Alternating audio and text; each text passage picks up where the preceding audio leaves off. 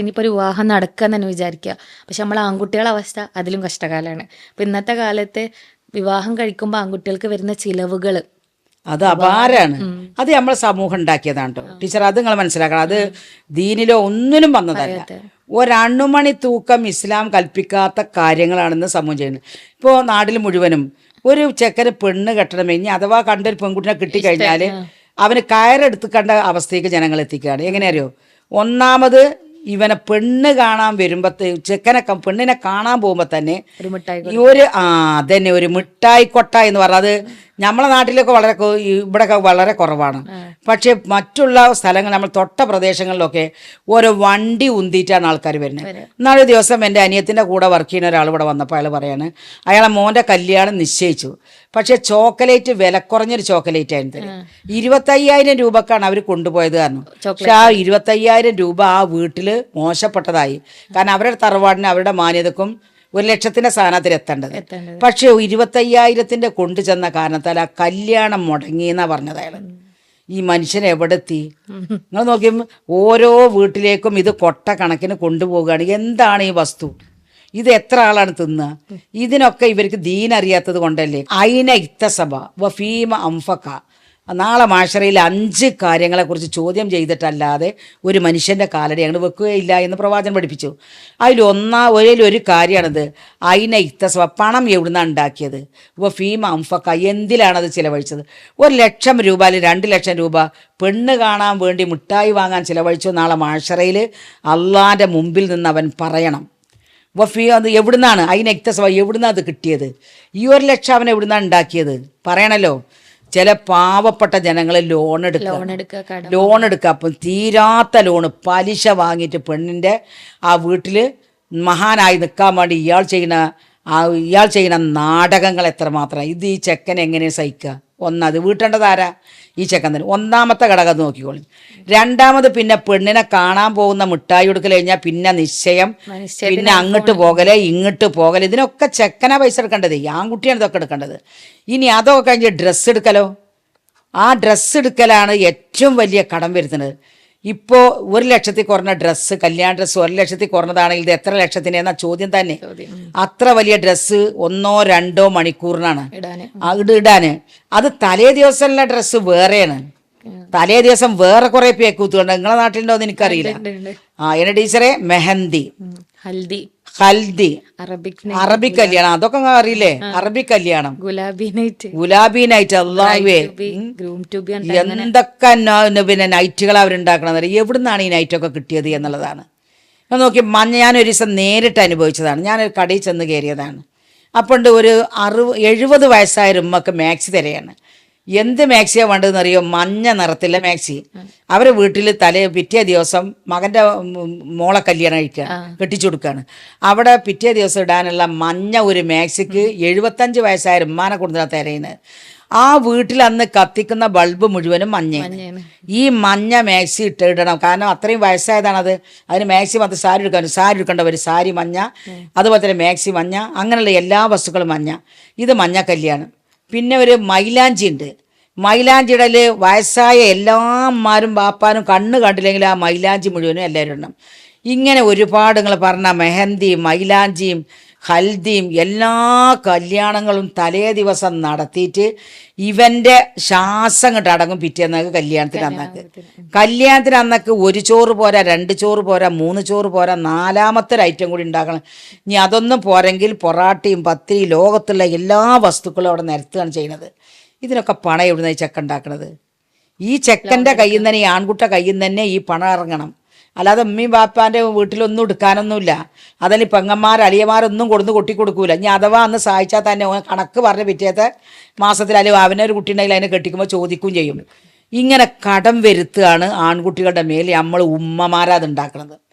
ഈ നമ്മൾ പറഞ്ഞാൽ ഞങ്ങളുടെ നാട്ടിൽ പറയാന്ന് വെച്ചെങ്കിൽ ഈ പൊന്നാരെന്നറിയാലോ, ഈ പൊന്നാര ഉണ്ടാക്കുന്ന മുഴുവനും സ്ത്രീകളാണ്, ഉമ്മമാരാണ്. ഒന്നുകിൽ ആൺകുട്ടിൻ്റെ ഉമ്മ, അതല്ലെങ്കിൽ ആൺകുട്ടിയുടെ പെങ്ങന്മാർ. ഇവർ 2 കൂട്ടരല്ലാത്തപോലെ ആരും ഒരു വാപ്പി നാളെ മെഹന്തി വേണമെന്ന് ഇവിടെ നിന്ന് നമ്മളെ നാട്ടിലൊന്നും ഒരു വാപ്പിയും പറയില്ല മെഹന്തി വേണമെന്ന്. മൈലാഞ്ചി വേണമെന്ന് അല്ലെങ്കിൽ ഹൽദി വേണമെന്ന് ഇതൊക്കെ ഉണ്ടാക്കണം നമ്മളമ്മമാരെ. എന്താ കാരണം, അങ്ങേ വീട്ടിൽ ആയിഷാൻ്റെ വീട്ടിലുണ്ടാക്കി അല്ലെങ്കിൽ പിന്നെ ഇവരെ റുക്യാൻ്റെ വീട്ടിലുണ്ടാക്കി നമ്മളെ വീട്ടിൽ എങ്ങനെ ഉണ്ടാക്കാതിരിക്കാൻ? പൊങ്ങച്ചാണ്. അൽഹാഖു മുത്തക്കാസുർ ഹത്താ സുർതുമൽ മഖാബിർ എന്ന് ഖുർആൻ പറഞ്ഞല്ലോ. അവിടെ അഹങ്കാരം അവരെ പൊങ്ങച്ചോ ഖബറിൽ എത്തുന്ന വരെ അവർ മാറ്റൂലാന്ന്.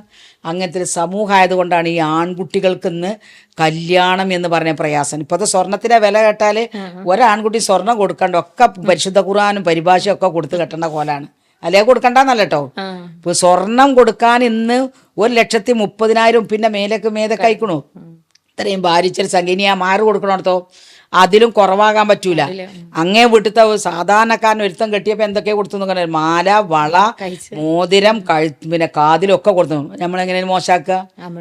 അവരും 5 പാനമാർ കൊടുത്തു, അല്ലെങ്കിൽ 10 കൊടുത്തു, അല്ലെങ്കിൽ 15 കൊടുത്തു. ഞാൻ സാധാരണ കുടുംബമായിട്ടോ പറയുന്നത്. വലിയ ആയിരങ്ങളുടെ കുടുംബമുണ്ട്, അത് പറയണ നമ്മൾ അർഹരല്ല. അവർക്ക് ഇഷ്ടമല്ല ബിസ്ക്കറ്റ് വരെ കൊടുത്തു വിടുന്നുണ്ട്. അതൊക്കെ ഉണ്ടല്ലോ, സ്വർണത്തിന്റെ ബിസ്ക്കറ്റ്. സ്വർണം കെട്ടിയാൽ കഴിയില്ല, അപ്പോൾ അതുകൊണ്ട് അത് ബിസ്ക്കറ്റായി ഇങ്ങോട്ട് മാറി കൊടുക്കുന്നുണ്ട്. അതും ഒക്കെ നാട്ടിൽ നടക്കുകയാണ്. പക്ഷെ ഇതിലൊക്കെ നമ്മൾ മനസ്സിലാക്കണത്, നാളെ പരലോകത്ത് ഈ സമ്പത്ത് ചെലവാക്കിയതിനും ഈ കൊടുത്തതിനും ഇതൊക്കെ ഹലാലായ സമ്പത്താണോ, ഇത് ഹലാലായ മാർഗത്തിലാണോ എന്ന് നമ്മൾ ചിന്തിക്കുകയും വേണം. അള്ളാൻ്റെ കോടതിയിൽ ഇതിന് നിന്ന് മറുപടി പറയണം എന്നുള്ള ബോധം ഈ ആൺകുട്ടിക്ക് ഉണ്ടാകണം. ഉമ്മ പറയുമ്പോൾ തന്നെ അവൻ ഇതൊക്കെ വാങ്ങണം, ഇതൊക്കെ പടച്ചോൻ ചോദ്യം ചെയ്യുമല്ലോ എന്നുള്ളൊരു ബോധം ഉണ്ടാക്കണം. ഈ ആൺകുട്ടിക്കെങ്കിലും ആ ബോധം വേണ്ടേ? ഉമ്മാക്ക് പഠിപ്പും വിവരമില്ല എന്ന് വിചാരിക്കുക. പക്ഷേ ഉമ്മമാർ അത് നിർബന്ധിക്കാനും പാടില്ല. തൻ്റെ കുട്ടിക്ക് ഏറ്റിയാൽ പൊന്തുന്ന ചുമടല്ലേ ഒരു ഉമ്മ വെച്ചു കൊടുക്കാൻ പാടുള്ളൂ. എൻ്റെ മോൻ്റെ വരുമാനം എത്രയെന്ന് ഉമ്മ അറിയണം. എൻ്റെ മോന് വാങ്ങാൻ എത്ര, ആരെന്തോ പറയട്ടെ, എൻ്റെ മകനിങ്ങനെ കല്യാണം ദൂർത്തടിക്കാനുള്ള പണം ഇല്ല. മാത്രമല്ല, അത് അള്ളാഹുവിൻ്റെ കോടതിയിൽ ചോദ്യം ചെയ്യുന്നുള്ള ബോധം ഉമ്മാക്കും വേണം, ആ കുടുംബത്തിനും വേണം. അപ്പോഴേ ടീച്ചറെ ഈ ആൺകുട്ടി രക്ഷപ്പെടുള്ളൂ. പിന്നെ അതേപോലെ ഇപ്പോൾ നമ്മൾ ഈ സമ്പത്തിൻ്റെ കാര്യം പറഞ്ഞ പോലെ തന്നെ ഇപ്പോൾ നമ്മളെ സമൂഹത്തിൽ നിന്ന് നഷ്ടപ്പെടുന്ന ഒന്നാണ് ലജ്ജ എന്ന് പറഞ്ഞത്. ഇപ്പോഴത്തെ വിവാഹങ്ങൾ ഇപ്പോൾ നടക്കുന്ന, ഇപ്പോൾ കല്യാണത്തിൻ്റെ അന്ന് കഴിഞ്ഞിട്ടൊരു തട്ടുകട സമ്പ്രദായമൊക്കെ ഇപ്പോൾ വന്നിട്ടുണ്ട്. കല്യാണം കഴിഞ്ഞാൽ ആൺകുട്ടീനെയും പെൺകുട്ടീനെയും കൊണ്ടുപോയി ഒരു പണ്ടത്തെ കാലത്തെ ഡ്രസ്സൊക്കെ ധരിപ്പിച്ച് എല്ലാവരും കൂടെ ഒരു പ്രദർശന വസ്തു പോലെ നിർത്തിയിട്ട്. കാരണം കല്യാണം കഴിഞ്ഞ് വന്നാൽ നമുക്കറിയാം സ്വാഭാവികമായിട്ട് ഒരു 2-3 ദിവസത്തെ പരിപാടി കഴിഞ്ഞ് ക്ഷീണിച്ചായിരിക്കും വരിക. അപ്പോൾ ഉറങ്ങുന്ന റൂമിൽ നിന്ന് വിളിച്ചുണർത്തിയിട്ട് ഇവരെന്തിരിക്കും, ആ കുടുംബത്തിനോട് തന്നെ അക്സെപ്റ്റ് ആയിട്ട് വരുന്നുണ്ടാവുള്ള കുട്ടികൾ. അവരെ വിളിച്ചുണർത്തി കുറേ ആൾക്കാർക്ക് ചായയും അതേപോലെ പല പലഹാരങ്ങളും ഉണ്ടാക്കി അന്നത്തെ ദിവസം മുഴുവൻ ആളുകൾ ആഘോഷിക്കണം. ഒരു ലജ്ജ നഷ്ടപ്പെടുന്ന പല സമ്പ്രദായങ്ങൾ. അതേപോലെ ഇന്നിപ്പോൾ നമ്മൾ സ്റ്റേജിൽ സ്വന്തം, തീർച്ചയായിട്ടും സ്റ്റേജുകളൊക്കെ ഇപ്പൊ ഒന്ന് മണിയറകളാക്കിക്കുകയാണ്. കല്യാണം കഴിഞ്ഞ് വാതിലടച്ച് ചെയ്യേണ്ടുന്ന പണികളൊക്കെ ഇന്ന് സ്റ്റേജിൽ അവിടെ ഉമ്മണ്ട്, വാപ്പുണ്ട്, വല്യപ്പുണ്ട്, വല്യമ്മണ്ട്, ജ്യേഷ്ഠാഞ്ചന്മാരുണ്ട്, താഴെ കുട്ടികളുണ്ട്, പേരക്കുട്ടികളുണ്ട്. അവരവിടുന്ന് തന്നെ സ്റ്റാർട്ട് ചെയ്യാൻ തുടങ്ങി. ഓരോ പണികൾ മുഴുവനും തുടങ്ങിയത്. നാണമില്ല എന്നല്ലാതെ എന്താ അതിന് പറയാ? പ്രവാചകൻ സല്ലല്ലാഹു അലൈഹി വസല്ലം പറഞ്ഞല്ലോ, നിനക്ക് ലജ്ജയില്ല എങ്കിൽ നീ ഉദ്ദേശിച്ച ചെയ്തോ. അതാണ് ലജ്ജ എന്ന് പറഞ്ഞ ഒന്ന് ഈമാനിൻ്റെ ഭാഗമാണ്. ആ ഈമാൻ ലജ്ജയില്ലാതാവുക പറഞ്ഞാൽ എന്താ? ഈമാൻ നഷ്ടപ്പെട്ടു എന്നാണ്. ഒരു മൂമിനാണെങ്കിൽ അവന് ഈമാൻ വേണം. ആ ഈമാൻ നഷ്ടപ്പെട്ടാൽ പ്രവാചകൻ പറഞ്ഞു, ഇഫൽ മാഷീത്ത, നീ ഉദ്ദേശിച്ചതൊക്കെ ചെയ്തോന്നാണ്. അതാണ് ഇപ്പോൾ സ്റ്റേജുകളിൽ ചെയ്യുന്നത്.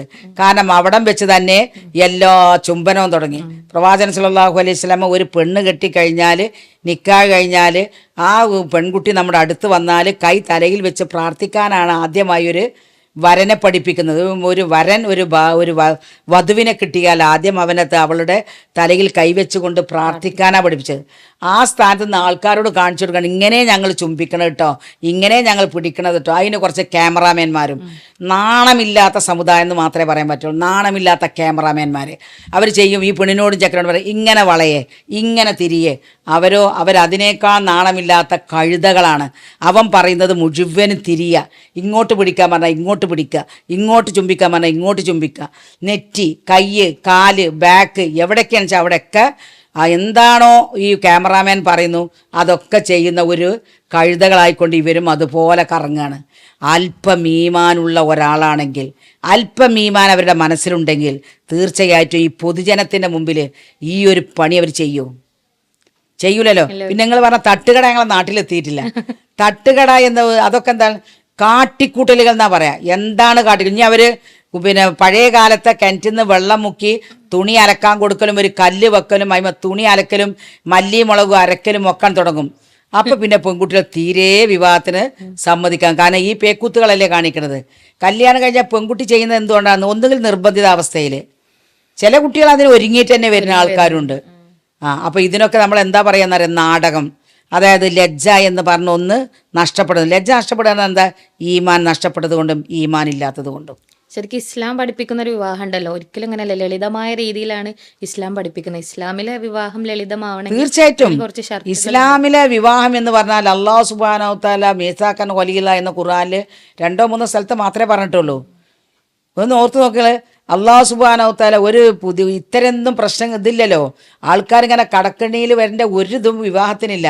ഭാര്യ അല്ലെങ്കിൽ ഭർത്താവ്, പിന്നെ ഭർത്താവിൻ്റെ 2 സാക്ഷികളും ഈ കുട്ടിയുടെ വാപ്പയും അവരിരുന്ന് കൊടുക്കണ ആ ഭർത്താവിൻ്റെ കയ്യിൽ ആ കുട്ടിയുടെ വാപ്പ കൈ പിടിച്ചുകൊണ്ട് ഇന്ന മഹരന് നിനക്ക് ഞാൻ വിവാഹം ചെയ്തു എന്ന് പറയലും അയാളത് തൃപ്തിപ്പെട്ടു സ്വീകരിച്ചു എന്ന് പറയലുമാണല്ലോ വിവാഹം എന്ന് പറയുന്ന കർമ്മം. ആ കർമ്മം ചെയ്തു കഴിഞ്ഞ ആ കർമ്മത്തിൽ ഇത്രയും മഹത്തായ ഒരു കർമ്മത്തെയാണ് ഇങ്ങനെ വഷളാക്കുന്നത് നമ്മുടെ സമൂഹം. അപ്പൊ പല മതങ്ങളിൽ നിന്നും തന്നെ കടമെടുത്ത പല ആചാരങ്ങളും തീർച്ചയായിട്ടും. എന്നാലും ഒരു കാര്യമുണ്ട്, മുസ്ലിം സമുദായം കാണിക്കുന്ന ഒരു പേക്കൂത്തും മറ്റു സമുദായങ്ങൾ കാണിക്കില്ല. ഇപ്പം നമ്മൾ കുറേ അമുസ്ലിങ്ങളുടെ കൂടെയാണ് നമ്മൾ വർക്ക് ചെയ്തേക്കണം. അവരുടെ പല സംഗതികൾക്കും നമ്മൾ പോയതാണ്. അവർ വളരെ ദൈവഭക്തിയോടുകൂടിയും വളരെ ഈശ്വര പിന്നെ പ്രാർത്ഥന മനസ്സിൽ നടത്തിക്കൊണ്ട് അവരാ പിന്നെ വലം വെക്കുന്നതും അതുപോലെ തന്നെ അവിടെ മറ്റുള്ള കർമ്മങ്ങളും ആ ചെക്കൻ്റെ കൈ പിടിച്ച് അവർ അമ്പലം വലം വെക്കുമല്ലോ, അതൊക്കെ അവർ എത്ര ആത്മാർത്ഥമായിട്ടാണ് ചെയ്യുന്നത്. അവരവിടെ കൂക്കലില്ല, വിളികളില്ല, ഒന്നുമില്ല. നമ്മൾ പടക്കം പൊട്ടിക്കലില്ല, ഒട്ടകത്തിൻ്റെ പുറത്ത് കയറി വരുന്നില്ല, ആനപ്പുറത്ത് കയറി വരുന്നില്ല, അതല്ലെങ്കിൽ തുറന്ന ജീപ്പിലും കാളവണ്ടി കൊണ്ടുവരുന്നില്ല, JCBയിൽ കൊട്ടിയിലാക്കി കൊണ്ടുവരുന്നില്ല. അവർ മാന്യന്മാരായിട്ട് ആ വിവാഹത്തിന് അവർക്ക് മാന്യത ഉണ്ട്, അവർക്ക് ദൈവം നിശ്ചയിച്ചാൽ ദൈവബോധമുണ്ട്. അതുകൊണ്ടാണ് അവരങ്ങനെ ചെയ്യുന്നത്. നമ്മളെ സമൂഹം അല്ലാത്ത ഒരൊറ്റ സമൂഹം ഇന്ന് JCBയിൽ കയറി വന്ന ചരിത്രമുണ്ടോ? ഒട്ടകപ്പുറത്ത് വന്നുകൊണ്ട് റോഡ് മുഴുവനും ബ്ലോക്കാക്കിയ സംഭവം നമ്മളെ സമുദായത്തിലല്ലേ ഉണ്ടായിട്ടുള്ളത്? എന്തെല്ലാം കാര്യങ്ങളാണ് നമ്മളെ സമുദായം ചെയ്യുന്നത്. ആ സമുദായം അല്ലാഹു സുബ്ഹാനഹു തആല ഇത് കണ്ടിരിക്കുന്നവരാണ് എന്നുള്ളത് ഈ സമുദായം എന്ന് മനസ്സിലാക്കണം.